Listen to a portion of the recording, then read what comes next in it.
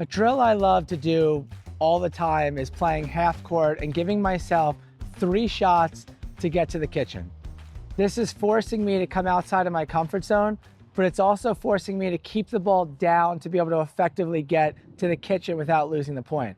This is a drill where I encourage the net person that you're playing with to go for a little bit more than they would, as they should, because most balls will be higher, but it really forces me to reflect on what I'm doing as I'm either getting to the kitchen or not getting to the kitchen. A lot of the times it's because we're going for low percentage shots and we don't get there.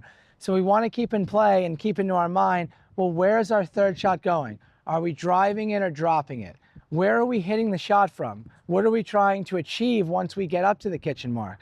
You know, a lot of times I see people that they might get all the way up here to the kitchen only to start speeding up the ball. And within they do all the hard work, they get up here and in 2 balls, the point is lost. Pickleball is not supposed to be quick. It's supposed to be lightning quick once the ball is high, because the point should be over in 1 or 2 shots at most levels. We know it's not at the pro level. But from the baseline, as you get up to the kitchen, this is where the work starts. That only gets you to neutral. When you're at the baseline, you're behind the 8 ball. Getting to the kitchen gets you to neutral. So if you get all the way up here and you simply start going for stuff, you've lost the purpose of improving in pickleball. So the drill is going to look like this. I'm trying to get in. My partner's trying to keep me away. I have 3 shots, not counting the feed, to get in. Then the point starts.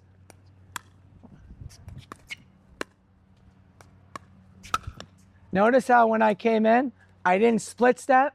The big thing I always talk about is I hate split stepping in pickleball. So often people hit, they rush in, they split, and they pull their chest back, and they're hitting a ball behind them and they get killed.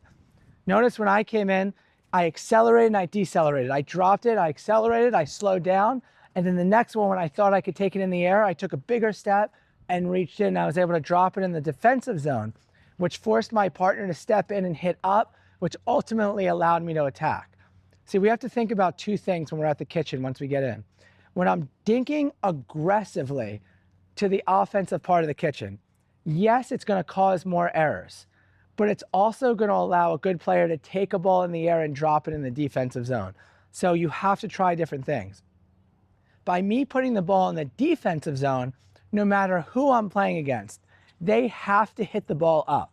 They can't be aggressive. So if I hit in the defensive zone and somebody tries to kill it, let it go. It's going out. A great player will then drop it short again.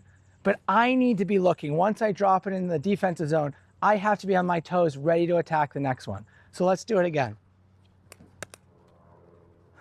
So I'll feed it. I've got 1, 2. Now we're in. Just like that, you build a point. It's okay if you take steps, but you want to have exact movements. Have a purpose for every step you take in pickleball. The more you move your feet, the harder it is to keep your posture. When my arms are going and I split step, I pull my elbows back. As you're moving on your toes, your elbows are always in front of you. So one more time, here we go. I drop, coming in. It's okay that I lost the point, but what I want us to think about is I didn't rush in. I hit a drop, it wasn't great. I stopped here on my toes because I know wherever it hits, I know my objective is then to reset again and try to go shorter. If I would have went even forward, I would have then be hitting a ball up here, which is a lot harder. So let's try one more time. Feed it, drop it, coming in, drop it, drop it. That was great, you had that. Now let's look at one more thing in this drill. What happens if I'm to drive the first one? How would that change the point? So if I feed it, I drive it, here I am. I think that whole point as it was built, it wasn't a bad point, but it changed because in each shot I hit, I was having to deal with a lower ball that I was resetting. When you drop the ball successfully in the kitchen, a lot of the times it forces them to take the power up. They have to add their own power. When we give them power, it's very easy to give power back.